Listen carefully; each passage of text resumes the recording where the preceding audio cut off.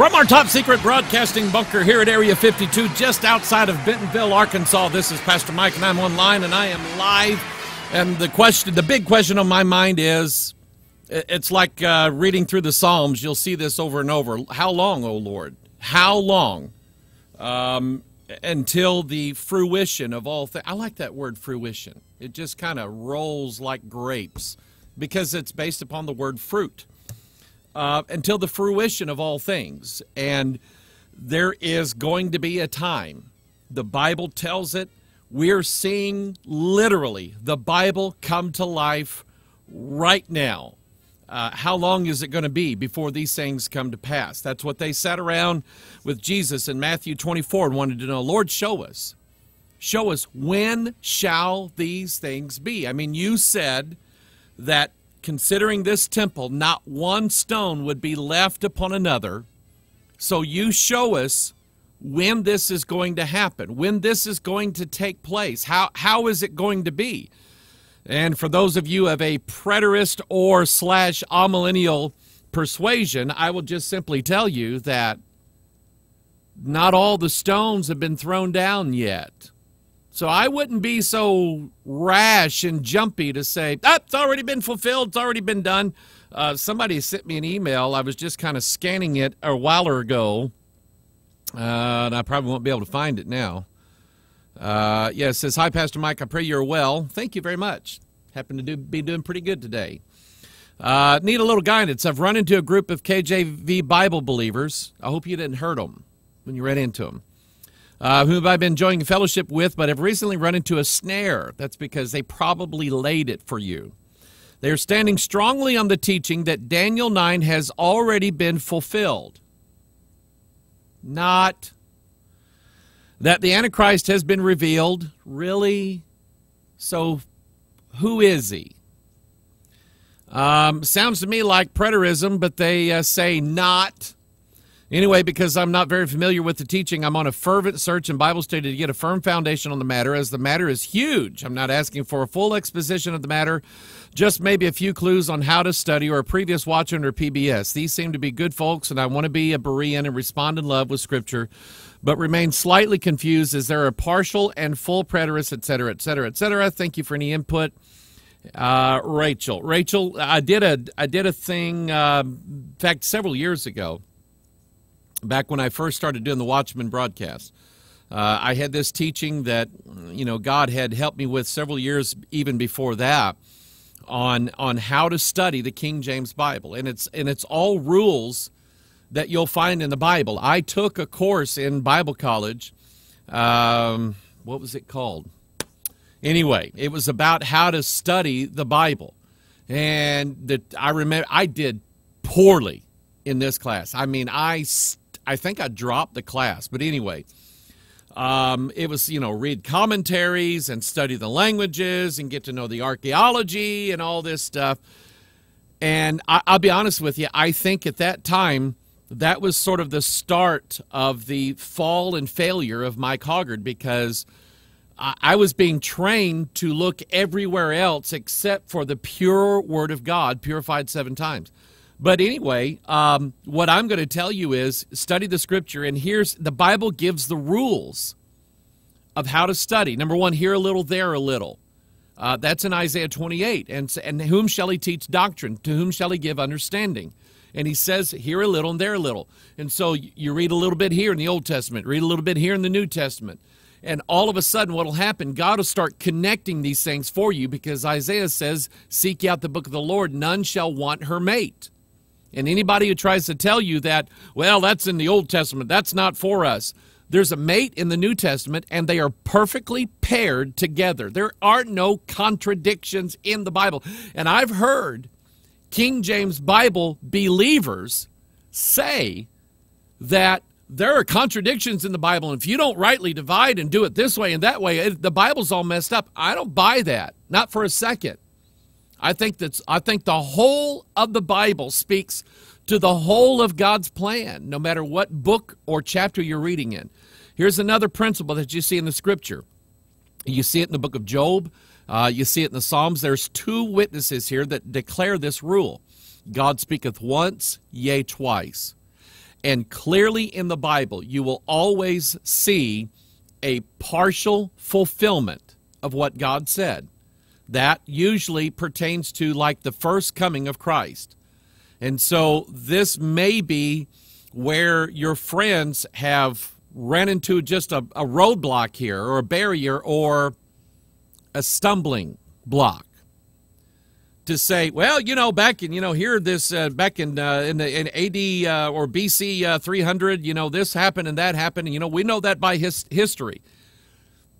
I wouldn't do that, because the Bible, number one, explains the Bible, but number two, you will always have a partial fulfillment. It's just like on the day of Pentecost, Acts chapter 2. Here Peter is quoting Joel chapter 2, and sure enough, God was pouring out his Spirit on all flesh. But there were no signs in the sun and the moon, and they were not turned to blood, and the stars weren't falling, and you know, vapor and clouds of smoke and fire. None of that happened on the day of Pentecost. So does that mean that, well, you need to understand the symbolic language of the, you know, blah, blah, blah? No. I just know it hasn't happened yet. So it's not been all fulfilled. And so what you can go back and just quote these verses to them. You'll find it in the Psalms. You'll find it. There's a video I did called Understanding the Prophets. It was part of the Understanding Bible Prophecy series. There was Understanding the Prophets, A Sure Word of Prophecy, the Clouds, and the Trumpets. And all of these go together, and they teach you about the apocalyptic language of the Bible, the typology of the Bible, numbers, and things like that. But the idea that God speaketh once, yea, twice. Christ comes once, yea, twice. He's the Word of God. And so the rule is, if you can look like in Acts chapter 2 and Joel chapter 2 and see stuff in Acts 2 that didn't happen, it means that it was only a partial fulfillment.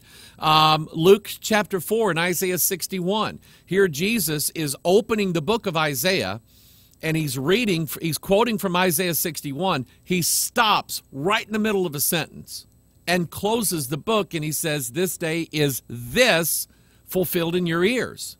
Well, that's true. That part of it was fulfilled right then. But go back and read Isaiah 61, and there's like a whole bunch of stuff that happened after that in the middle of the sentence that hasn't occurred yet.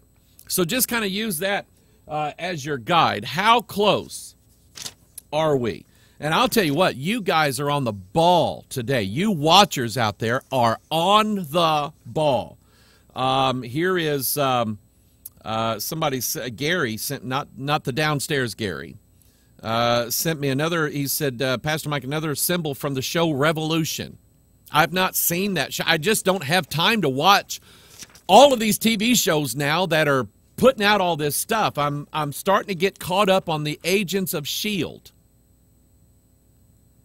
Buddy, I want to tell you what. I saw the first episode, and I got my tablet out making notes. I am making notes because they're telling stuff right there.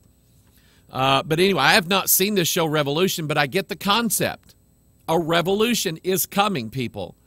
There is going to be a fundamental change, literally the biggest paradigm shift that has ever happened on planet Earth. If you think 9/11 was a big event, you just wait until the fire comes out. There is going to be a transformation of humanity on this planet. Big time. Fundamental transformation.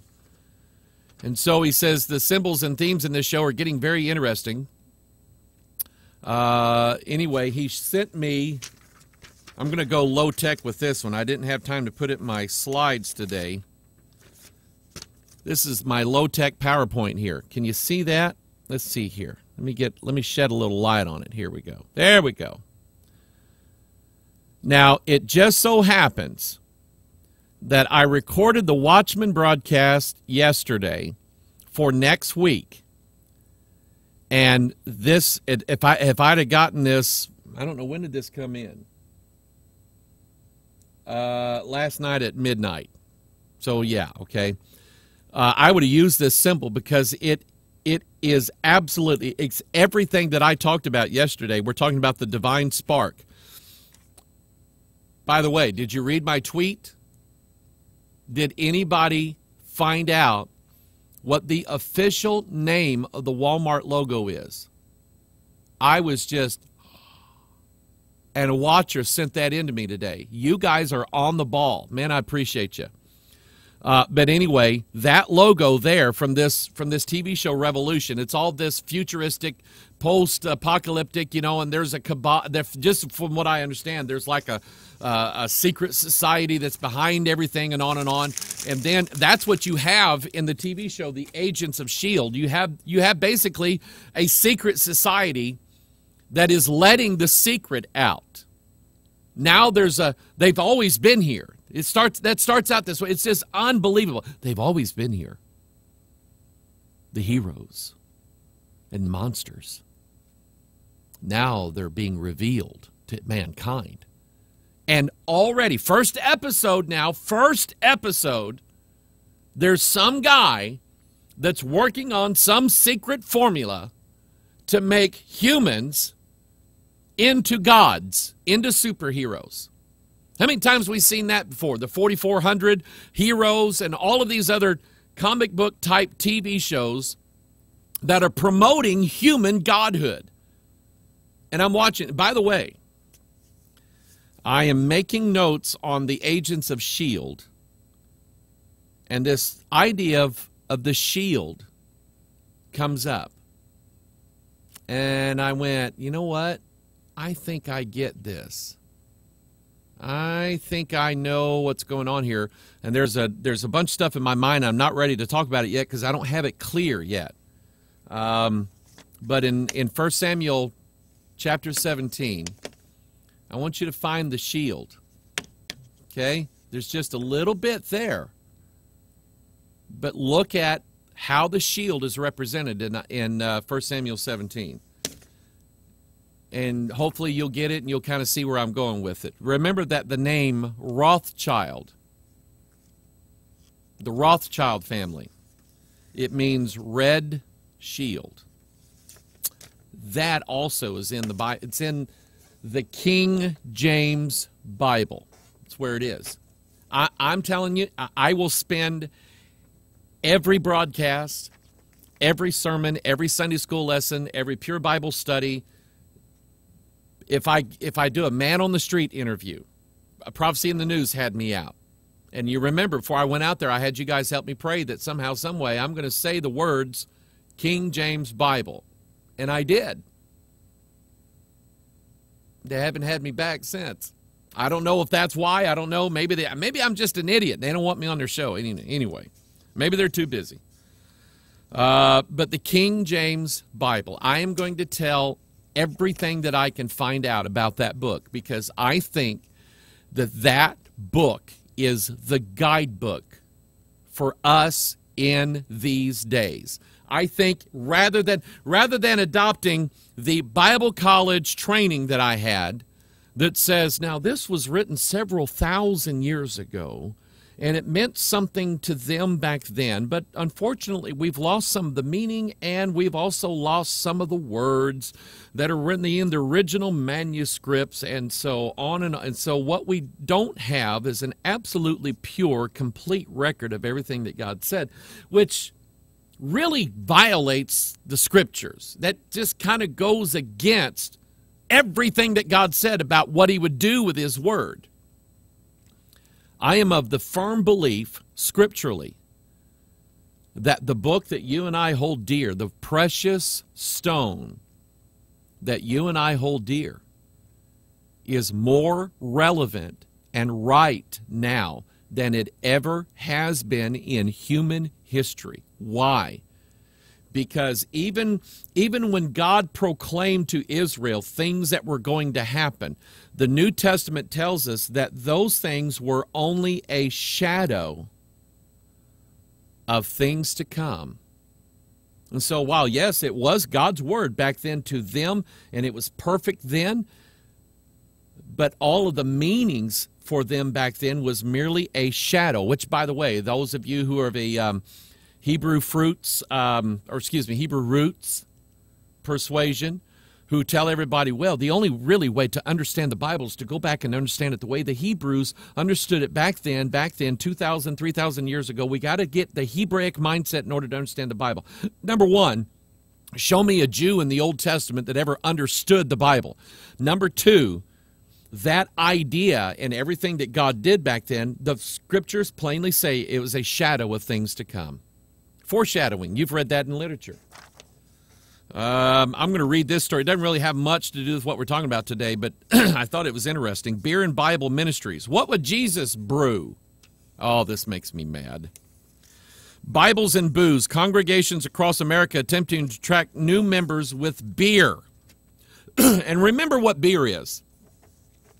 Remember what alcoholic beverages are and how you make them.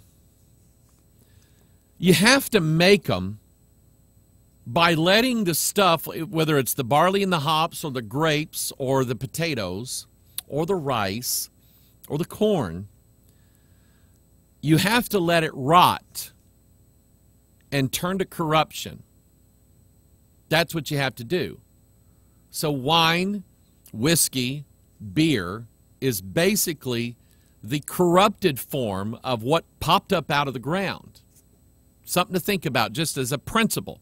Then number two, you have to add to it exactly what the Bible says we shouldn't have anything to do with, and that is leaven, yeast. You have to do that. It has to turn to corruption in order for that to take place. And I teach on that in a video series we did called Drunk. A new report released by NPR outlines that a number of congregations across, they put the con in congregation, I guarantee you. Congregations, of course, I put the mental in fundamental. America are now using beer as a new way to attract members. Why didn't I think about that? Maybe if Bethel Church, when I was a kid growing up, would have been serving up beer in the fellowship hall, maybe my dad would have came. What makes me mad? The very thing that was keeping my dad out of church was beer. He did not want to give up his 905 beer. That was one of the local breweries here in St. Louis. St. Louis used to have breweries all over the place. Falstaff was made here. 905 was made here. Busch is still made here. But he wouldn't come because he did not want to give up his beer. And finally, in failing health because of diabetes and beer drinking doesn't go very well together.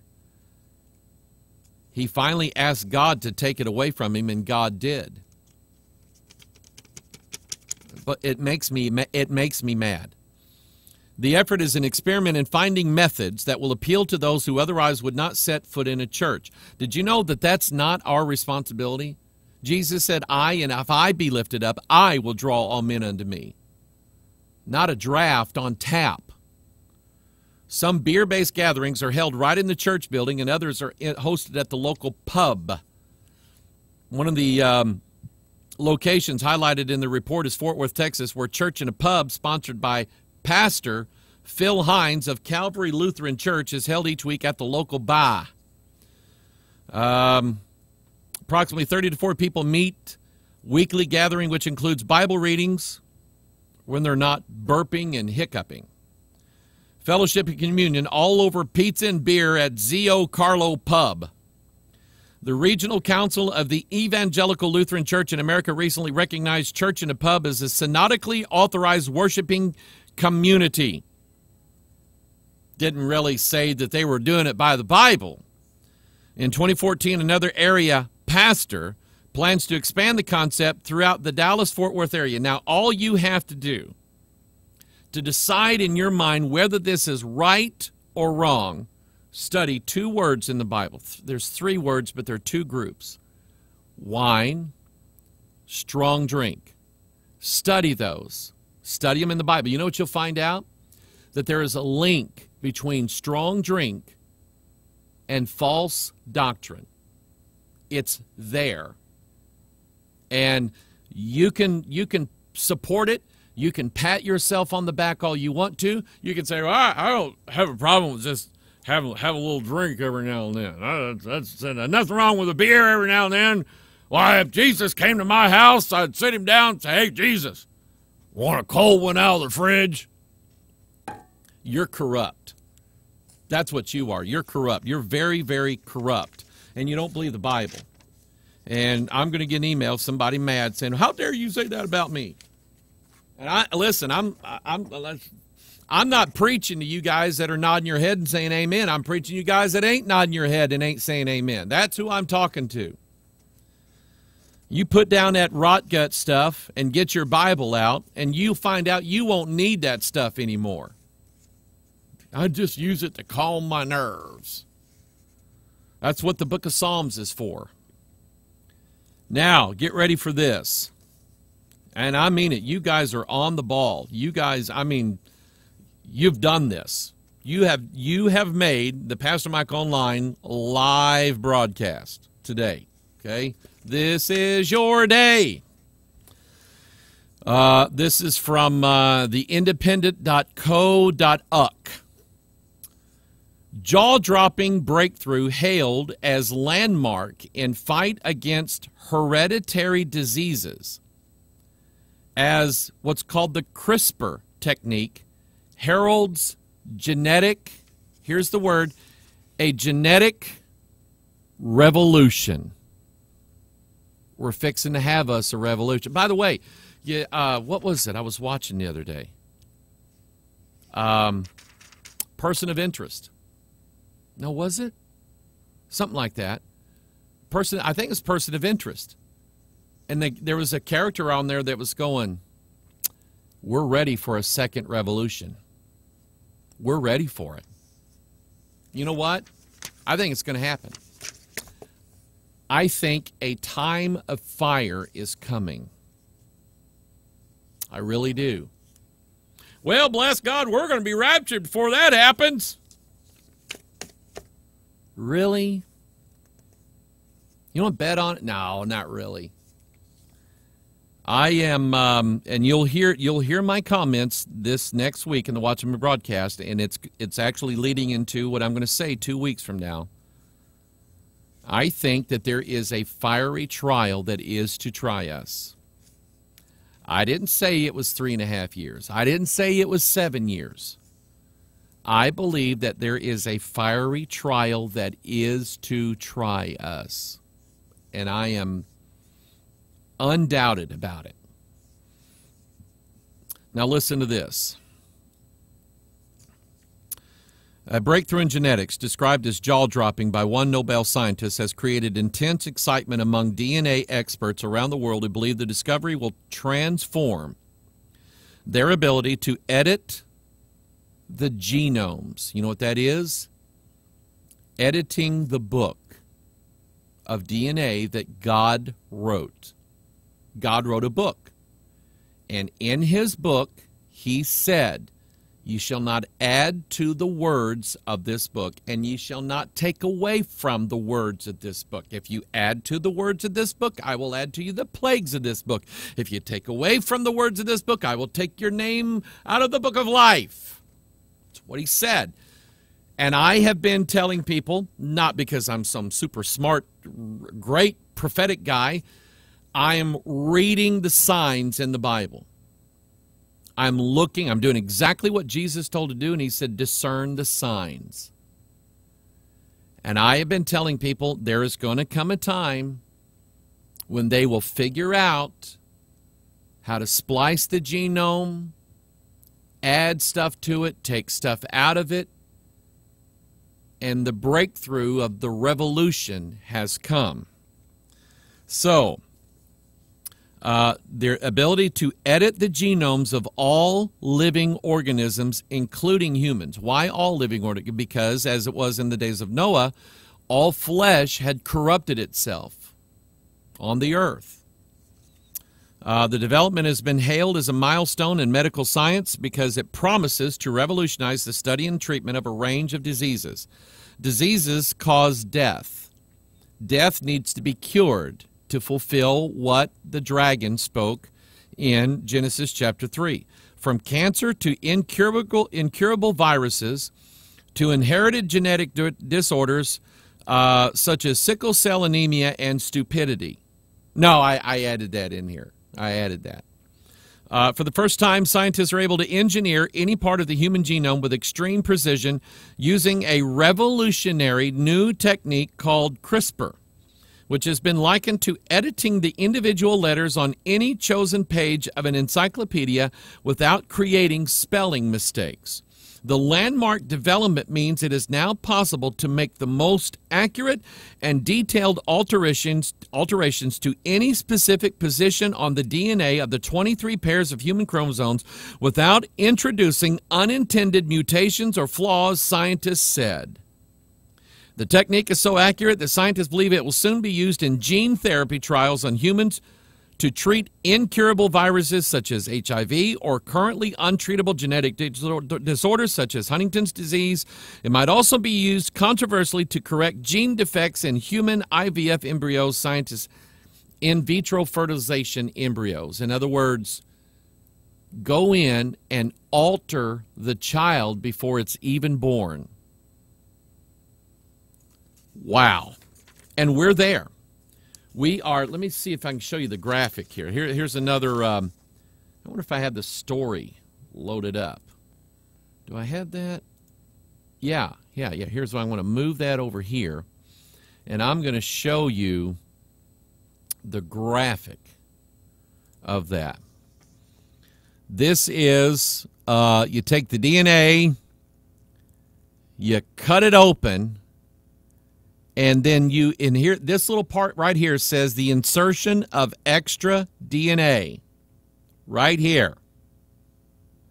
Which, if you believe the Bible and you believe God, that's against the rules. You're not supposed to do that. That's bad. You'll go to hell for that. You'll go to hell for doing it. You'll go to hell for having it done. Why? Because you broke God's commandment, and you added to the book or you took away from the book, and you're not supposed to do that in medical science. You're not supposed to do it in the church. You're not supposed to do that. You're not supposed to add to or take away from, let's see, King James and the NIV, there's 64 some odd thousand less words in the NIV. Does that bother anybody but me? And I was told in Bible college, now this really doesn't affect any doctrine, and they always say any major doctrine of the Bible. Which doctrine in the Bible is minor? Which one? Who decides that? Because when I'm looking, and I appreciate the guy that made a graphic based on what I was saying. But when it doesn't make a difference who the Bible says is in the fiery furnace with the three. Does it make a difference? Does it really alter any doctrine whatsoever? Does it bother you to think that the god Thor was the one in the fiery furnace? After all, he's a son of the gods. Doesn't it bother you when you're reading your Niv Bible to see that there is a son of the plural gods in that Bible? Knowing that in Daniel chapter 2, the Bible says this fourth kingdom of gods, principalities, powers, rulers of darkness, spiritual wickedness in high places, are going to mingle themselves with the seed of men, making a human a son of the gods. Doesn't that bother anybody? It bothers me when I see that. Even in my days where I was way out in the wilderness on this issue, I read that one time and the Holy Ghost was just going, Mike, you know that's wrong. Mike, you know that's not right. Mike, you know that you'll never be able to stand up in a pulpit and preach that. Mike, you know that. Yeah, I know that. But I believe all the Bibles have mistakes in it. That's just what I was told. That's what I was told. But anyway, you guys are doing an incredible job this week watching what's going on. And that blesses me. That really does. We had a visitor last night in church, David from Virginia. He was in town on business, and he decided to come by. We had a good conversation. He got to see the top secret broadcasting compound, and, of course, I had to kill him before he left the building so he wouldn't tell anybody where it was. And, I didn't really kill him. So if he ends up dead somewhere, I don't want, the police over here going, well, you said you killed him. It was, see this? My tongue is firmly planted in my cheek saying that. Anyway, he came up and he was sharing some things that he was seeing out of the King James Bible. And things I had not seen. And I'm just sitting there going, that's cool. That's pretty cool. That's pretty neat. And I said, you know what I like? I like the fact that there are people out here all over the place who don't have a top secret broadcasting bunker that are looking in their King James Bible and they're seeing stuff that's been there for years, 400 years at least, and they've never seen it before, and they're going, oh, wow, praise the Lord, and they share it with me, and I'm going, oh, wow, praise the Lord, and then they're starting to look out around them. And they're watching a TV show called Revolution, and they're going, that's what's going on. So my sister, she sent me this picture of it's a little town in Missouri. I can't remember which one it is if I look up her text message.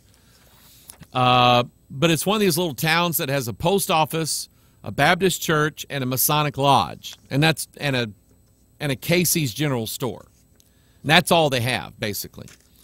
And she sent me the picture of it, and she said, what in the world is a beehive doing on the Masonic lodge, or something like that? And I said, sis, you know what? I'm going to talk about that, and I was going to do it Tuesday. But I believe God's all about timing. And so and some of the things that I'm going to show you today just came in today, and they just actually fit right in with what we're going to be talking about today. But why is there a beehive at this Masonic lodge? That's not one of the most prominent Masonic symbols. But it is a genuine Masonic emblem. We're used to seeing the square and compass and so on. But the beehive is an emblem of Freemasonry. Here you have right here, you see the royal arch of Masonry. And here you have the two pillars. You have Jachin and Boaz. And by the way, you have the sun over here, and you have the moon over here. This is the male and this is the female, the sons of God and the daughters of men. And these are joined together. They're fused together by the keystone of the royal arch. That's what holds them all together.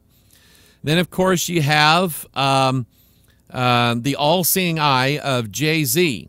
Okay? You have the all-seeing eye of just about every rock star and politician and everybody else that's using this same symbol now. The Catholic Church uses it. Freemasonry uses it, even though Brent Morris says, we've never used that symbol before. Yeah, you're lying through your teeth, Brent.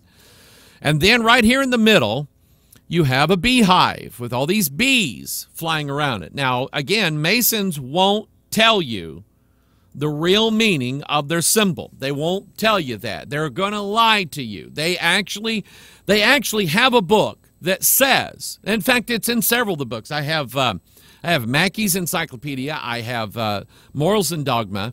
I have a couple other Mason books that have been recently published, and every one of them are written for Masons and tell the Mason, you remember what we told you back in the Blue Lodge? You can't imagine how bad we were lying to you. I don't know if I would not want to belong to an organization like that. I would not, if You guys you're listening to me, you listen to me quite frequently, and you hear me talk about the King James Bible, the King James Bible, the King James Bible. And then 5 years from now, I got this big audience, and everybody's listening, and then all of a sudden I say, now, I'm going to tell you guys the truth. There's not only one mistake in the King James Bible, like 90% of it's wrong, and I knew this all along. You guys, somebody ought to just walk up and deck me with a 2x4. You wouldn't follow me anymore after that. You wouldn't sit in and listen to what I'm saying. You wouldn't listen to me. You wouldn't give me a moment of your thoughts and your time if you found out that I've been telling you the King James is right, and then a couple years from now I came out and said, I was lying to you the whole time. I never believed it. I'm actually an alien. Okay? I'm in the Illuminati. Okay? Somebody's going to take that little clip and they're going to say, see, Hoggart's in the Illuminati. We knew it.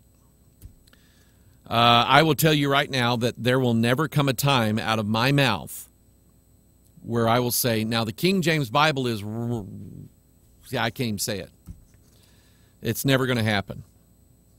It's like Fonzie trying to say he was wrong. I was, can't say it. So what does this symbol mean of the beehive? The first place we go to is King James Bible. Let's read about the symbolism of the bees in the scriptures. And I want you to just kind of think about what bees are. Okay? What are bees? I've got a couple books here on symbolism and symbols. This is Kathy Burns' book, and I'll read a little bit out of here. And then here is a book I picked up. It was only $9.99, called The Elemental Encyclopedia of Secret Signs and Symbols. And I just kind of look through that every now and then, kind of get my bearings. But notice what the King James Bible says. Listen to the word of God here. Isaiah 7:17, the Lord shall bring upon thee and upon thy people and upon thy father's house days that have not come, from the day that Ephraim departed from Judah, even the king of Assyria. And it shall come to pass in that day that the Lord shall hiss for the fly that is in the uttermost part of the rivers of Egypt. Now, I want you to remember what I had told you the other day. Remember the Pure Bible study I did yesterday. And to the person who was asking, how do I understand the Bible? How do I study the Bible? The Bible teaches symbols. The Bible gives the symbols, and then it tells you what the symbols mean. And something that I've picked up from the scriptures is anytime you have a creature described like an earthly creature, described as having wings, the Bible is teaching you that that is a spiritual entity, a devil probably.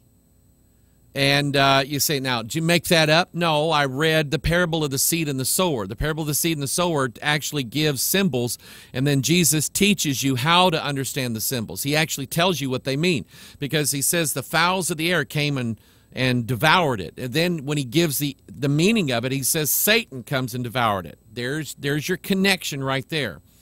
Flies have wings. So do bees. A free video from Prophetic Research Ministry as a prize to anybody who can tell me how many wings bees have.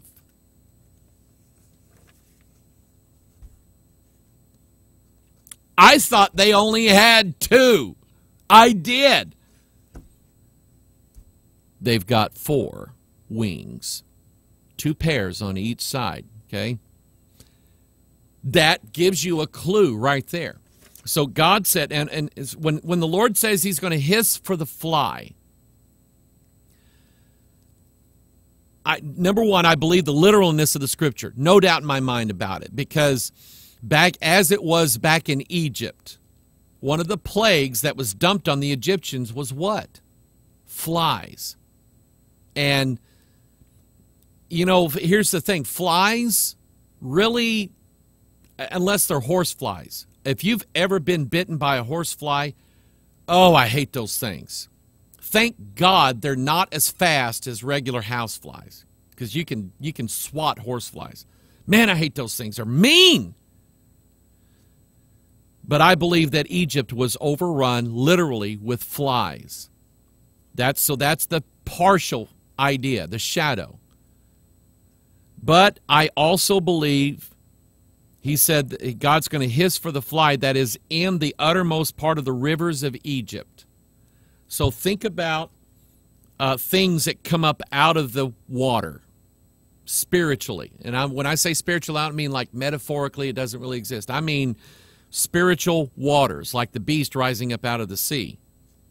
So I think that God is referring to fallen angels, devils, gods, little g, and so on. He's going to hiss for the fly that is in the uttermost parts of the rivers of Egypt, and for the bee that is in the land of Assyria. Again, we have a flying animal, and it has 4 wings on it. And what is it that's most notable about bees? When you see a bee, my wife is allergic to bee stings. She's been having to go every week here lately and get a shot to help her with her allergies to bee stings. She's one of these people, she could get stung multiple times, die. So we got in a car, when was it?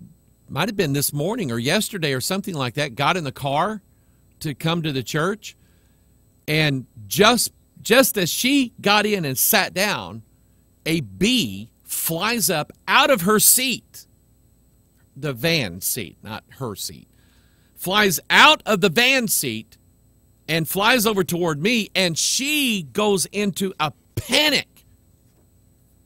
Why? Think of things in the Bible that have stings.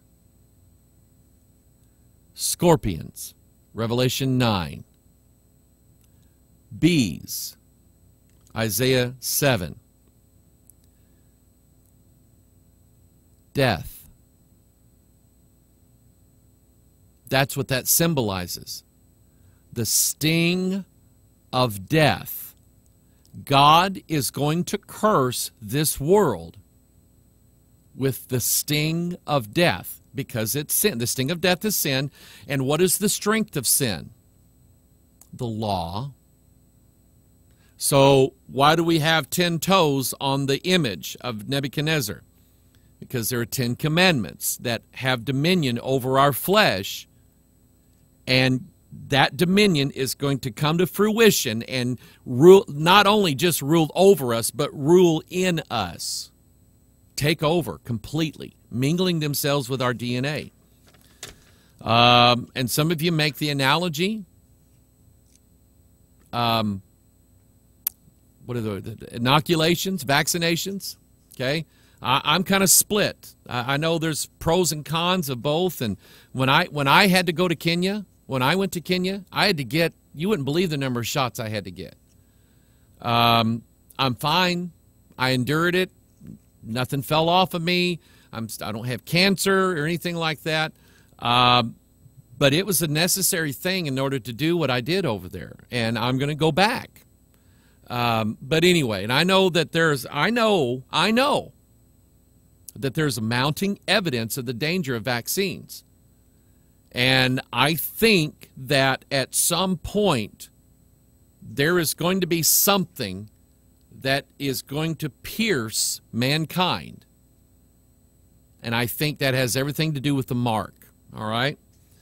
But anyway, he's going to call for the bee that is in the land of the Assyria, and they shall come and shall rest all of them in the desolate valleys and in the holes of the rocks and upon all thorns and upon all bushes.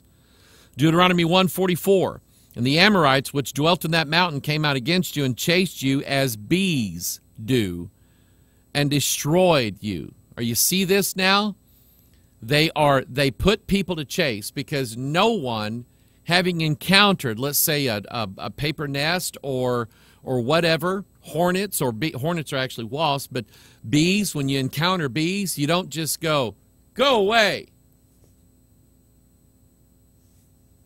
You don't do that. you turn into a complete idiot as you go running and screaming and flailing all over. Ah! Get him off me! Ah!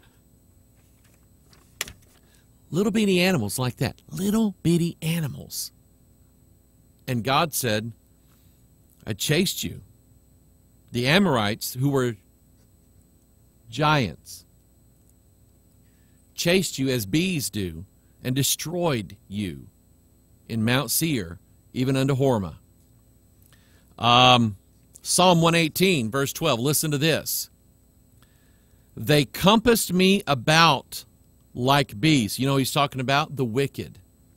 They compassed me about like bees. They are quenched as the fire of thorns. See, and by the way, thorns sting. See how it all works? Remember what Jesus said to Paul when he met him on the road to Damascus? Saul, Saul, why persecutest thou me? It is hard for thee to kick against the pricks, the stings. Everybody's got their own idea. That's a, kind of a wild statement, but I think Paul right then, and you look at the tone of Paul's ministry after that, I think right then Paul was beginning to understand that as a Jew, he was trying to work against the sting of death by law-keeping, and it was futile. It wasn't going to work. And so thorns, bees, hornets, scorpions, nails, okay, they sting and they pierce, and then death. I think all of these are pictures of what happens in Revelation chapter 9. Now, and I've got so much here to share with you. I'm just going to kind of run through. Let me go to the next slide here on my PowerPoint presentation here with my newly developed technology that I'm still learning.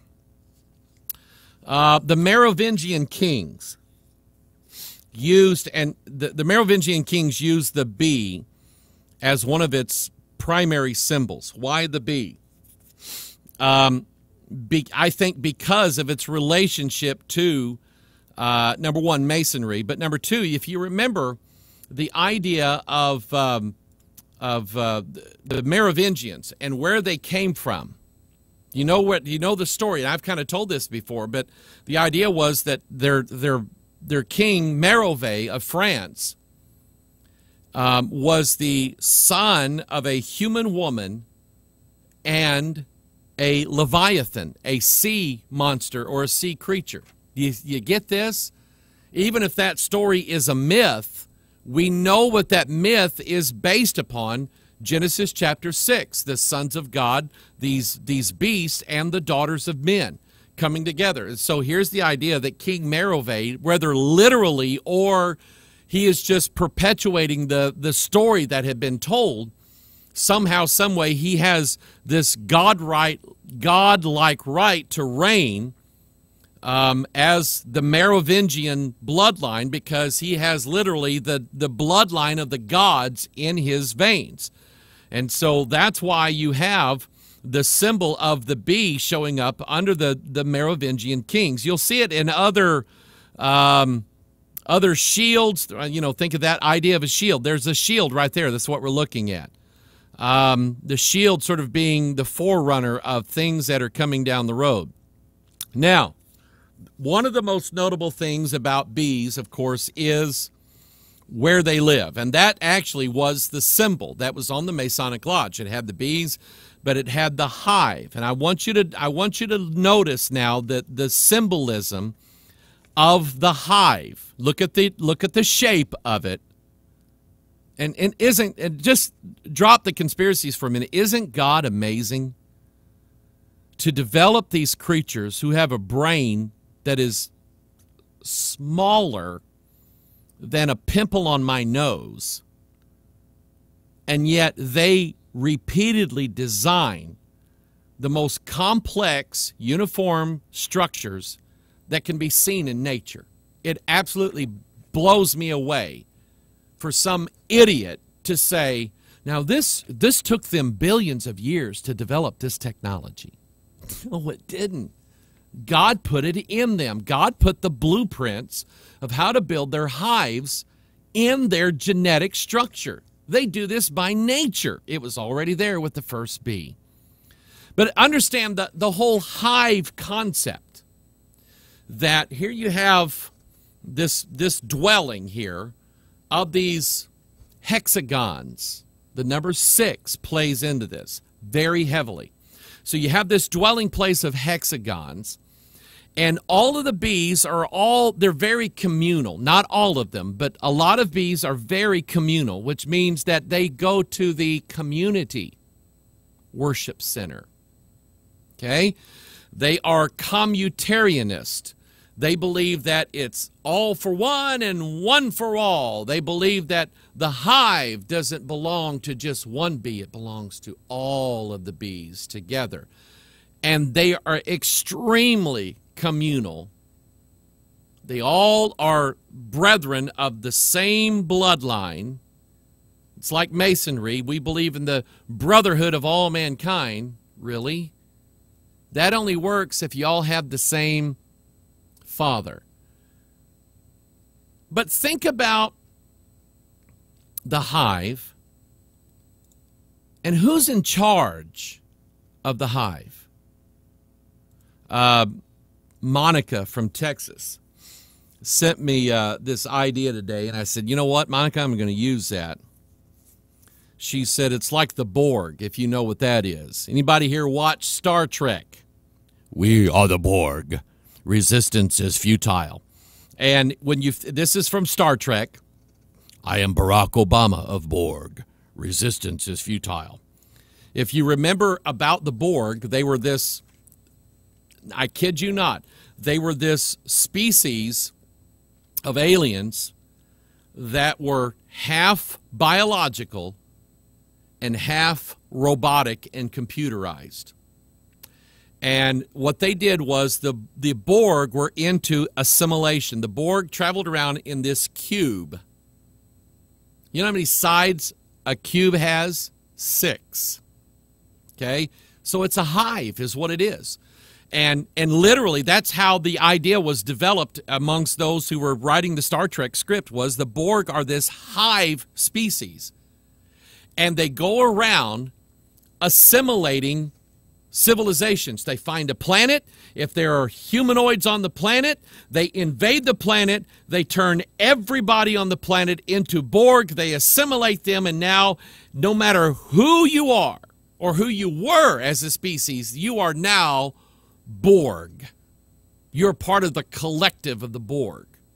And, you know, the whole thing of Star Trek, they're trying to take over the Enterprise, and they actually get Captain Picard, and I'm chasing rabbits here with this Star Trek thing. But anyway, do you remember the movie? What was it? Star Trek First something. Anyway, I'm surprised I don't remember this.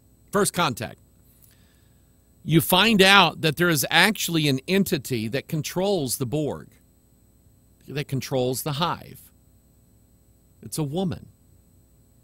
She's the queen of the hive. Now, I want you to get this concept. Bees are controlled and serve the queen. You know who the queen is? Mystery Babylon the Great, the mother of harlots and abominations of the earth. That's the symbolism of it. So you have these things that sting. They have the sting of death. They have 4 wings. They fly, so they are representative of spiritual beings. They are all part of a collective, and they seek to make the collective, and they're controlled by the queen. So you kind of get an understanding now why Masons use this particular symbol of the hive or the collective of bees and what they represent. Now, let's see here. Let me see what I got queued up next here. Oh, I got to show you this. I got to show you this. Hang on here. Let me go back. Now, remember this. Let me show you the thing here. This just came in today. I'm not kidding. You guys are on the ball. Here is the hive of the community of the sting of death. This is what it looks like. I'm going to show you, actually, let me do it this way. Let me show you this. A guy just sent this to me today. Pastor Mike, I'm sure you've seen this, and I haven't yet until he showed it to me. The C3 conference is coming back. C3. C is the third letter of the alphabet. 3. The 33 conference. Here's their logo. I'm not kidding you. That's the logo of the new C3 conference. The 6, sons of God, daughters of men, Genesis 6, above and below. And look at all those hexagons in the background. They're telling you, and it's the mystery conference. It is the mystery conference. I'm telling you, this is mystery, got Mystery Babylon all over it, and they're showing you in a mystery, in this language of symbolism, that their conference is all about getting everybody into the hive by transformation, because Mystery Babylon is running the show here. So it's called the Mystery Conference, and look at their sub-slogan. It's not about who says it, it's what you do with it. That is heresy. That is heresy, and I'll tell you why. I've been trying to teach you that the things that I'm picking up from the Bible in the Another Jesus, Another Spirit, and Another Gospel series that I did, especially the other gospel. What I showed you is that any gospel that includes works or a performance of some kind as the necessary requirement to satisfy God as part of your salvation is a different gospel, and it's anathema. It's cursed. I've had people, King James believers, try to convince me that God had one gospel for us Gentiles, which was salvation by grace through faith alone, period. But God had a gospel for Israel that was faith plus works. That's insane. It's insane on every level in the Scriptures, because God, the new covenant that you and I are the participants of, the doctrine of salvation by grace through faith, God actually promised it to Israel in Jeremiah 31. I will give you a new covenant, not like unto the covenant that I made with your fathers at the base of the mountain. But it's a brand new covenant. God promised the new covenant to Israel long before he ever gave it to us. If anybody gets saved by grace through faith, it's Israel in the last days. And here's what I'm telling you. As you start hearing the preaching coming out of the pulpits, what you're hearing is a new gospel. It is a gospel of works, and they are removing belief out of the contract. Perry Noble does it. In fact, he brags about what he does and what his churches are doing. And if you dare criticize him for cursing and playing hell's bells in church and having PG-13 services where the 6th graders and below have to go downstairs because he's going to talk dirty in front of everybody, if you dare criticize him, then he'll just say, well, while you sit there in your Bible studies reading your Bibles, what have you done this week for God? You see, that's the very reason why Paul told us in Ephesians that we're saved not of works, for one good reason, and that is, lest any man should boast. Because I'm telling you, the wicked, defiled nature of mankind is, when we do something, we want everybody to know about it. We will always boast of our works. Always. We learned that from children. When a child does something, a child does a coloring page, take it home, got to stick it on the refrigerator. Why? That's what I did. And listen, you ought to see my office door downstairs. I am decorating it with pictures that kids draw and send to me. And by the way, anybody out there, any kids, draw a picture, whatever you want, something out of, I've had kids draw pictures of me. Not too bad, I would say. I hang them on my door downstairs, just to let you know. So send them away. But works, they are replacing the real gospel of grace by faith with works. Jim Staley, he is all over that. That is the central point of his doctrine, is that faith does not mean that you believe it and accept it and trust God in your mind. He says the Hebraic version of the word faith is trust and do. And he constantly throws that in your face, that if you're not doing, you're not saved. And I'm telling you, it's a lie. You will always be able to judge the sermons that are coming out of the pulpits by the emphasis on works. And I want to go back to this. Look at what they said. It makes me mad. It's not about who says it. It's what you do with it.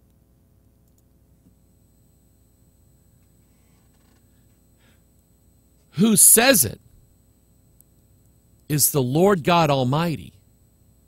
That's who says it. But they're saying it's not about that. It's about your performance and your good deeds and your works and your this and your that. So it's not about the Bible. It's about what you do. And I just, you sent me this today. High five to you. Okay. By the way, there's multiple symbols in here. See this right here? This is like the infinity symbol. This is C and 3, which is a 33 together. And by the way, the overall symbol of this is a 33. You have 1, 2, 3 here and 1, 2, 3 here. And that, of course, makes 33, or it makes 6. And all of this points back to Genesis chapter 6 and the Antichrist, and so on and so on and so on. A guy sent me this. I'm just stunned looking at this today. Appreciate it. You guys are on the ball. I'm kind of going through some old stuff here. Remember what's at the top of the planet Saturn is the hexagon. And Saturn basically represents Satan, the devil. Okay? But that's at the top of Saturn, this hexagon. It is the fusion of as above, so below, sons of God, daughters of men. It's the number 6. Take a look at this one. That symbol being used everywhere. Here you have 3 6s. But you also have, since they're together, you have the idea of the collective, the hive, communitarianism or community. You see it there. Dell. The Jenny Craig commercial I saw, great food, Jenny Experts, flexible plans. They're telling you, come join the hive, join the club, join with us. Let us commune together. 666. Be part of the bees that the queen does. In the movie Chicken Little, when the aliens come down, the aliens are part of a hive. Do you see a hive here? Absolutely. And they're controlled by the queen. In V, the TV show, Diana actually controls that hive. The aliens come down, and they are controlled by the queen. Mystery Babylon the Great, the mother of harlots and abominations. I'm stunned at all of this. And then, and I was going to do this today, and I ran out of time.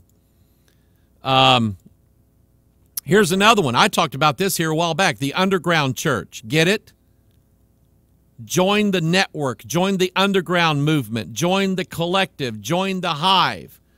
I explained to you a little bit about what communitarianism is and the idea of community. This is why all these churches are changing their name to community. Now, as I said, some churches, like my good friend Pastor John down in Lebanon, Missouri, or Oakland, Missouri, he decided he didn't want to be identified with the Free Will Baptists anymore or anybody else. He just said, we're just going to be a church in this community. And There are a lot of old churches that are named Community Church because they're the church that's in town. They're part of that area. But he's a good, strong Bible believer and a good friend of mine. But these new hip-hop coffee shop churches and with the goatee beard and the shirt untucked. Can you imagine me coming in and preaching church with my shirt untucked? And I hadn't shaved and my hair was sticking up. Somebody be going to my wife saying, "Oh, honey, you need to straighten that man up. He's a mess." My wife would never let me walk out of the house that way. But these community churches, you know what the idea is? The idea in communitarianism or community as a philosophy says, and this was actually spoken by one of the head bishops of the Presbyterian Church, a woman, who said this notion of personal individual salvation is a heresy. The truth of it is, God won't save anybody unless he can save everybody. You see how that is? You know what that's socialism and communism in its truest form. It's the idea that in Matthew 25, the 5 wise virgins should have given their oil to the 5 foolish ones in order to celebrate community. When I remember this, when I got electrocuted, and I was in St. John's Mercy Hospital. I'm laying there on the examination table in the ER in excruciating pain, and they sent the chaplain to talk to me. The lady chaplain. And I told her that I was a minister, and she asked what happened, and I told her the story. I said, when I told God I didn't want to leave my wife and kids, the electricity cut off just like that. And she said, "Oh, what a wonderful opportunity for community in your church tomorrow." And I'm just going, "Oh, Lord, get this woman out of here." I will say, bless her heart, she went and got me some clothes to wear because, I mean, they ripped everything off me that I had in that helicopter ride. So when I say been there, done that, got a T-shirt, I literally did. I got a pair of black sweatpants and a black T-shirt to go home in because they took it all, man. They said, "Yeah, you can go home now." And I went, "No, I can't. I can't go home. Not like this." But anyway, that's what community is. Community is the idea that we can't expect, how dare we think that we can be saved and other people won't be saved. That is so selfish and un-Christ-like. Everybody has to be in the community. And I'm going to tell you something. That's the way the devil thinks. He is not going to be content with losing some people. His objective is to take over everybody, just like the Borg. Now, I mentioned this TV show, Agents of S.H.I.E.L.D. I didn't get a chance to put that up on the screen, but from the first episode, I get it.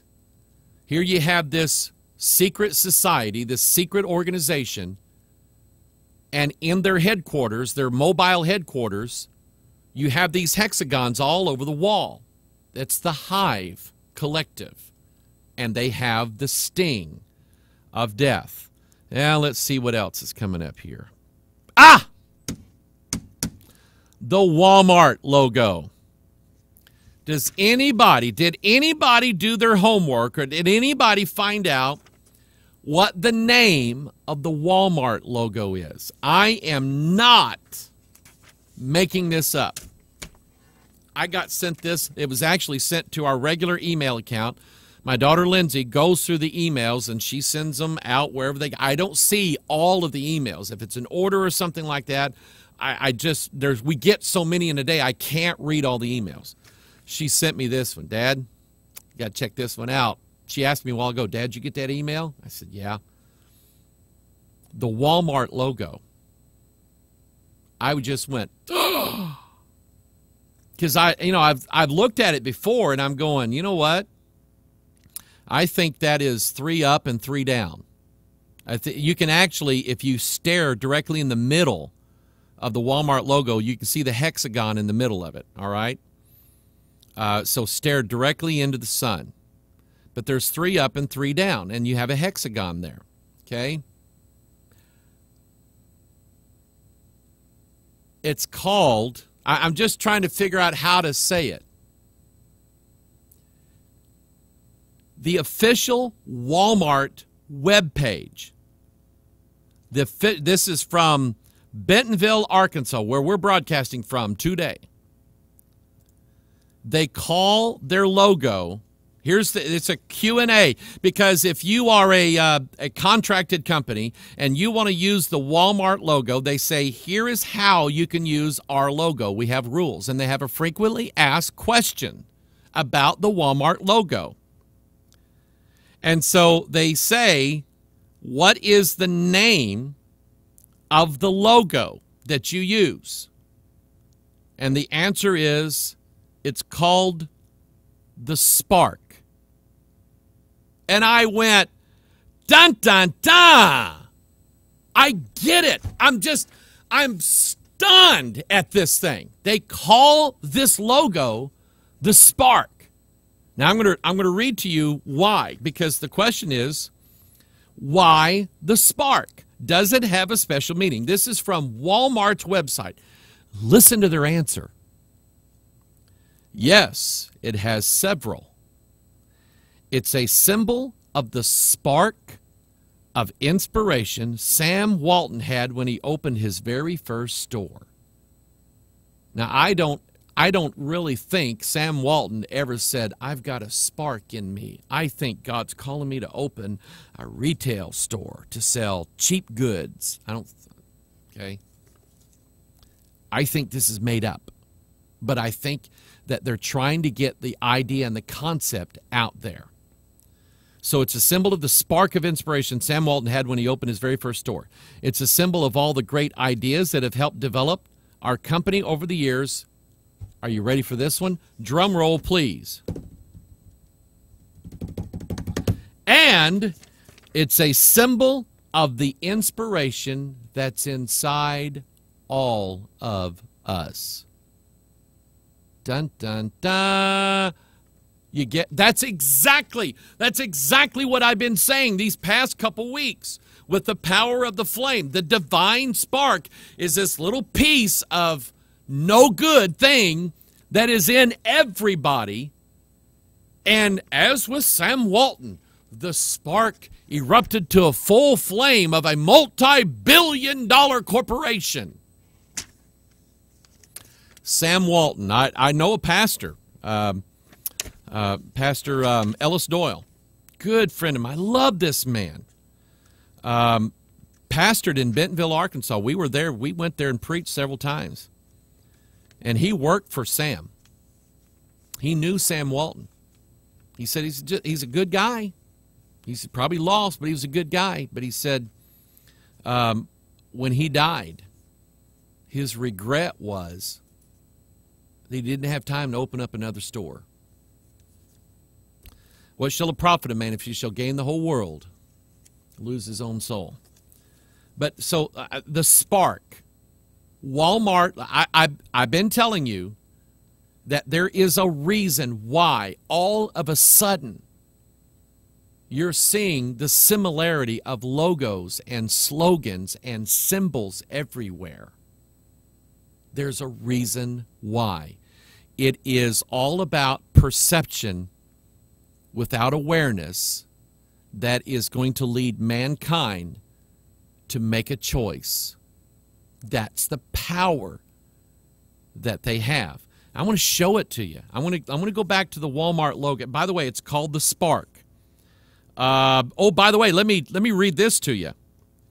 So the question is, why the spark? Does it have special meaning? And then the answer. And then another question. That's very interesting. Does it stand for anything else? Here's what they said. We're glad you asked. The 6 spokes of the spark also represent our 3 brand pillars and our 3 basic beliefs. Did you hear that?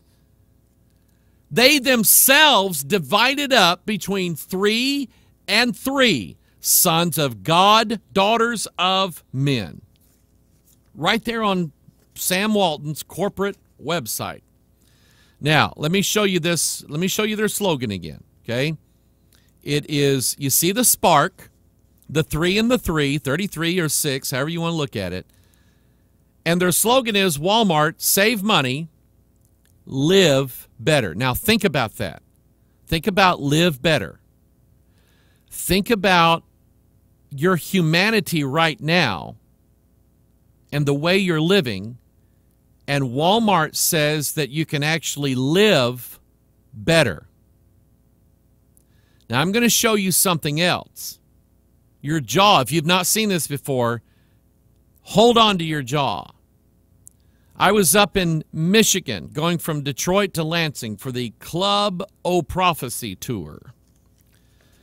And a guy was taking me, we were driving this guy's car. We were talking, he was talking 90 miles an hour, had a good trip. But I said, stop right here. Stop right here. He said, what?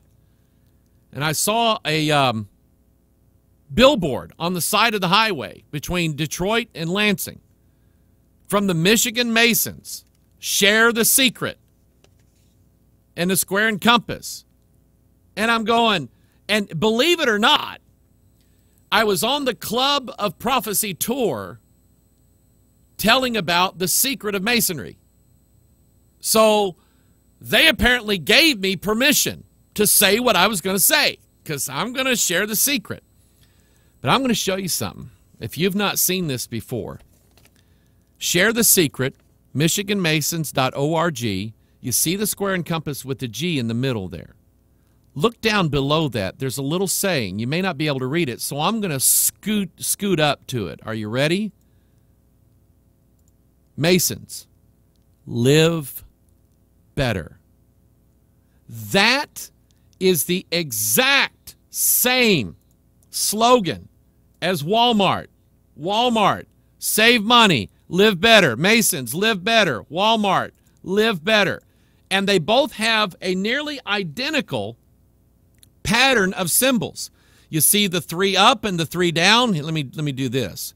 Here is part of it, 3 up and 3 down. Sons of God, daughters of men. That's the spark of divinity.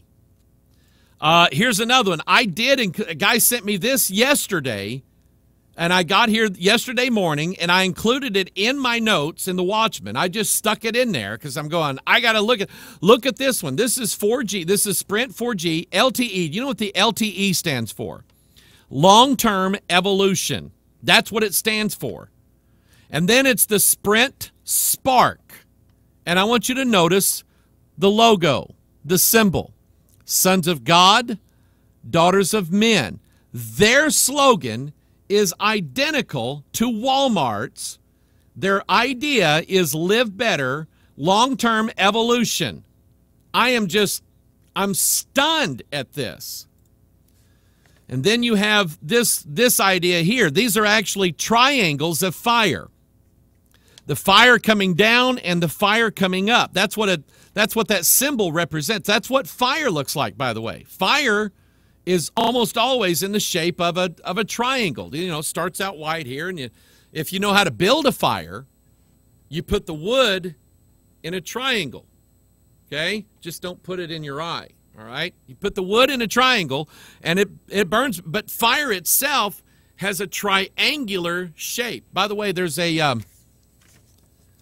is a part of your body, and I'm not being nasty or anything like that. It's not only on women; it's men too. There is a part of your body that forms a perfect or near perfect triangle, and the name of it. I'm not going to tell you what it is. I'm going to make you wait till next week. The name of it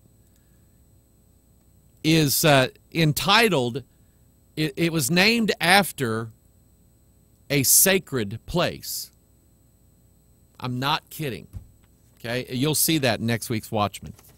This is like an hour-and-a-half show, a commercial for next week's Watchman broadcast. But anyway, I mean, this stuff is just jumping right out at me. What is the What is the idea of the number 6? Well, let's follow this here, all right? So let's look at 1 Timothy chapter 3, verse 16. Without controversy, great is the mystery of godliness. God was manifest in the flesh. We have 6 things here. We have number 1, God was manifest in the flesh. Number 2, justified in the Spirit. 3, seen of angels. 4, preached unto the Gentiles. 5, believed on in the world. 6, received up into glory. So the number 6 is not in itself a bad number. Here, it correctly portrays who Christ is. And if you think of like this symbol here is a corruption of it, but it's a corruption of the mystery of godliness. You have God fusing in humanity, which is Jesus Christ. You have God manifest in the flesh. Unless, of course, you're reading a Niv Bible or a Message Bible. The NIV says he appeared in a body. Who? Who did? You see, you're taking away the essentials of the Bible, people. God was manifest in the flesh. So that is the mystery of godliness. Now, we have another verse in the Bible. It's called the mystery of iniquity. It's going to be the exact opposite of the mystery of godliness, but associated with the same number and the same idea. So you have the mystery of godliness, you have God manifest in the flesh. And by the way, the word mystery, every time the word mystery is used, it explains it. So then you take that in. So that's the mystery of godliness, like a holy life. Then you have the opposite, the mystery of iniquity. Who gets manifested in the flesh? Not God. The counterpart, Satan himself, manifested in the flesh. Think of when Satan himself, it's the only record we have in the whole Scripture of the devil himself entering into a human being. Judas Iscariot, who was called what? The son of perdition. Dun, dun, dun. And then you remember Genesis 6, sons of God, daughters of men.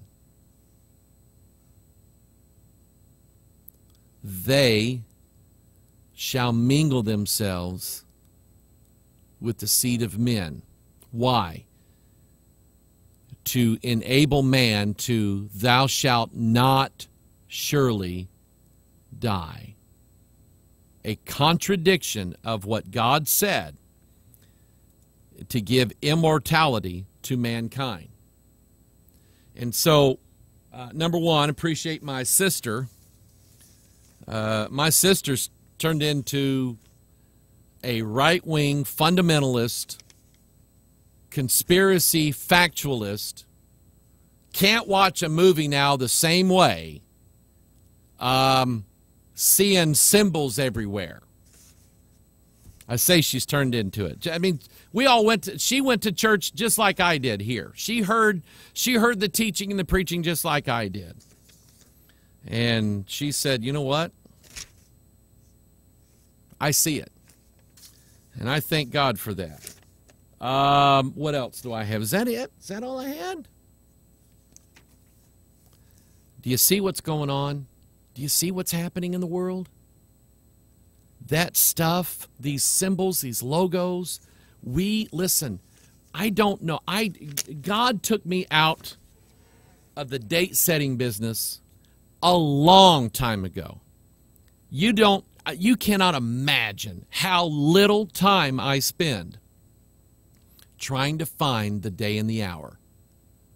And so that's why, I mean, you'll have to forgive me, but when I get sent emails of some guy talking about this comet over here is going to do this and that's going to set off the tribulation, or over here this is, and a guy did this calculation, or the people are asking me about the 4 blood moons.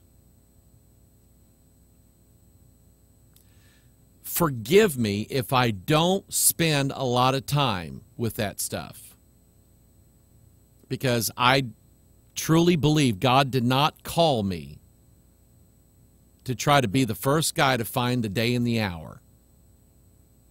And I really, I don't, I want to say I don't care. I mean, I want, surely come quickly, Lord Jesus. I want that. But I am not looking for an escape route out of here just yet. I've got preaching to do. There's souls to be saved. There are people who are lost and dying and are going to go to hell. They need the gospel taught and preached to them. Still, there's still mysteries to uncover. Having said that, I will tell you that I think that we are very close. I don't think we're there yet, but clearly you can see the process at work right now. And I believe devils are all over this thing. I think these scientists that learned how to successfully manipulate the DNA strand so where they can open it up and pop something in there and then close it back up and make it work, I think I think devils inspired that. I really do. If you read about Nikolai Tesla, he was in contact. He was in contact. How else did he come up with all this stuff? Some of this stuff, I mean, I've read the stories. I don't know if you believe them or not, but I think the guy had stuff that the government wanted. And where did he get it from? Them. Francis Crick, who helped determine the structure of DNA, admitted that he was taking small doses of LSD at the time. Why? So that his mind would be opened up. He was hearing, he was getting things downloaded into him. And I believe that's why they came up with that idea for what DNA looks like. It's the same story that I think the guy's name is Narby. He was used to work for pharmaceutical companies. They would send him to the rainforest in Brazil to find out what they could turn into drugs down there. What you add this root to this plant over here, crush the seeds, boil it or whatever. And he said these medicine men down there, they would make this concoction of very powerful tobacco, and then they would drink it. That's my music, isn't it? I'm going to talk a little bit more here. Hang on. They would drink that. It would throw them into an instant trance. And they would be in contact with like the spirit of this tree and the spirit of that flower and the spirit of that animal. And they would always, these witch doctors would always see these spirits as like entwining snakes. And these spirits, the medicine men would ask, how do we heal broken bones? And these spirits of these plants and animals and roots and seeds would tell him how to mix this stuff together. And ibuprofen, which is an anti-inflammatory, I take that about once every 2 days. I get these monster body aches. And I take a high dose of ibuprofen. You know where it came from? It came from Brazil. The idea came from Brazil or somewhere down in there.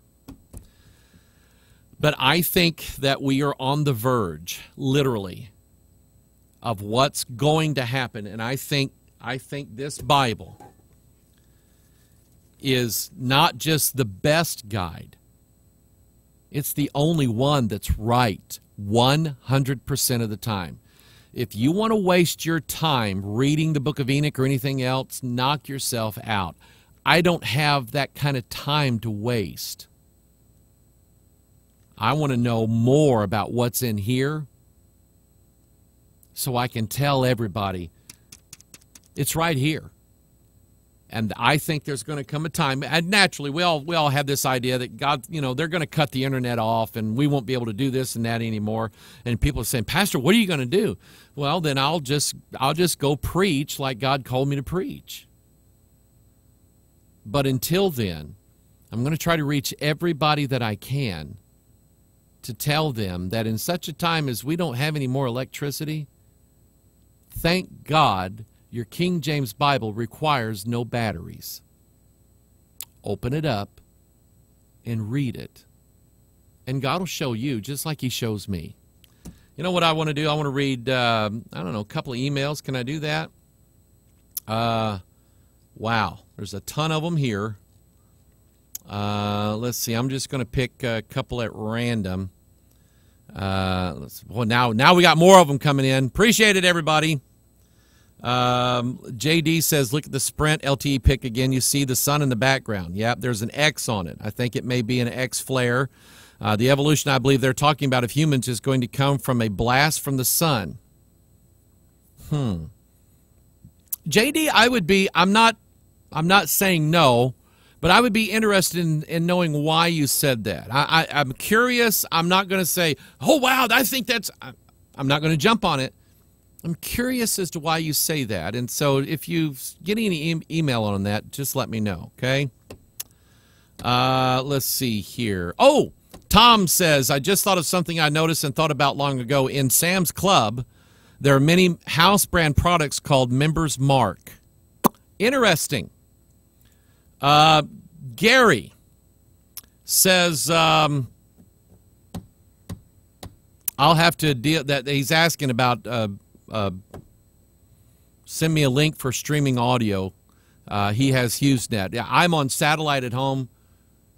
You'd be surprised at how little internet we get out there. Anyway, let's see here. John, Walmart and Masons live better. It is written in the same letter type, even as Sprint Spark. Amen, John. You get it. Okay. Let's see here. That's a link. I can't tell you that. Let's see here. Oh, that's pretty cool. 1 Timothy 1:10. Katie says, for whoremongers, for them that defile themselves with mankind, for men stealers. And she says, these, Pastor Mike, Masons are men stealers. King James Bible is awesome. I agree with that. Let's see here. Lisa says, do you remember the picture I sent you a few months ago of the lapel pin the Walmart pharmacist received? No. Send it again. It said, I put the spark in healthcare. I put the spark in healthcare. You know what? You have got to send me that again. If you find that, Lisa, send that to me again. Also, I've read on our company website about the true self, which I discovered later is a New Age term. Amen.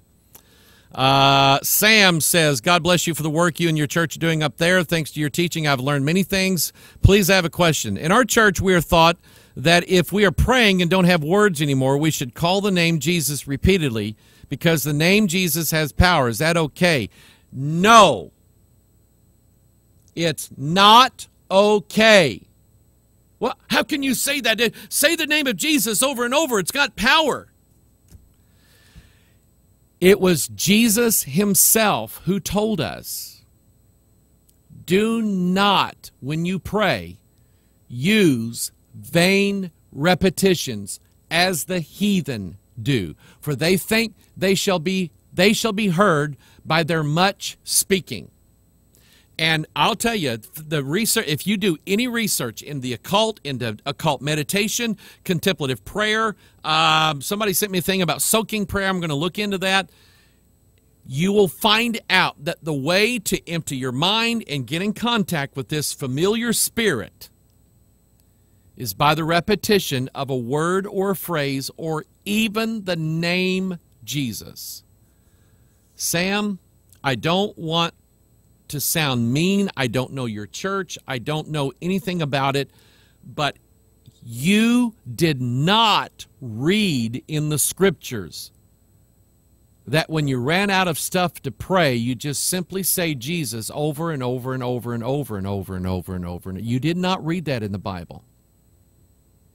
That's somebody that said that. Where did they get it from? They didn't get it from the Scriptures. So where does doctrine come from that's not in the Scriptures? Devils. They want you to start repeating over and over and over and over and over again. And Jesus said no. In fact, he contradicted that doctrine. You might want to look into who said that and why they said it. Be suspicious. Okay? Let's see, one more. AJ, how you doing, buddy? High five. In regard to the queen aspect of the hive, the Catholic Church calls Mary the Queen of Heaven. He's right. Let's see here. Let's see. Anything. Rocky.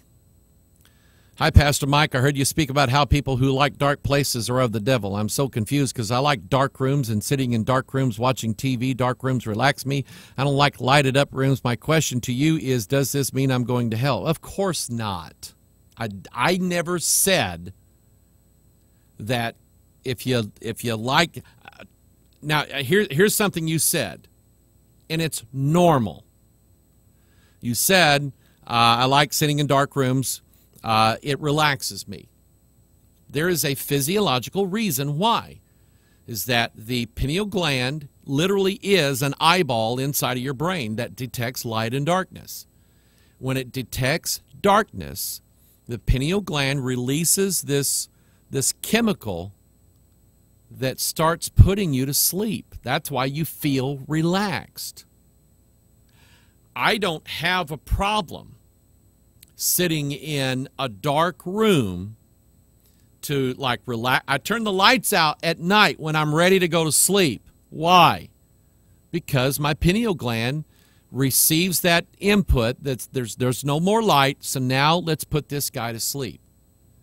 I never said that if you like sitting in a dark room to relax that you're going to hell. My point was, and I thought I made this very clear, but my point is that there are no well-lit taverns.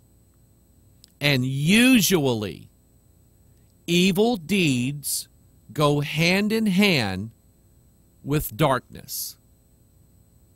And so now we have churches that are no longer well-lit churches. They are dimly lit. Now they're bringing beer. They're dimly lit taverns is what they are. They always go hand in hand. And so, don't read something into something that I said for whatever reason. Anyway, all right. I got to run out of here. It's been good to be with everybody today. Appreciate you. Love you. God bless you. Lindsay's working on The Watchman as we speak. It will be released Sunday. And let's see, what else? I'll do the final part of the Divine Spark part of the subseries of the subseries of the series of the Fourth Kingdom. And today I'm already making notes on, I'm still in Powers. I am still in Powers, Ephesians chapter 6. And today I started making notes on the power of the hand. Now, somebody remind me, if I've already done that video, write me and tell me, Hoggy, you already covered it. Because I'm seriously trying to remember if I said anything about it or not. So, if I have, tell me, because I don't want to do the same video over again, all right? I kind of lost track here. But I'm still dealing with powers. I still haven't dealt with witchcraft yet and sacred nameism, because they speak the tetragrammaton. 4 letters. Anyway, God bless you. It's good to be with you today. We will see you later, alligator, after wild crocodile. Bye-bye.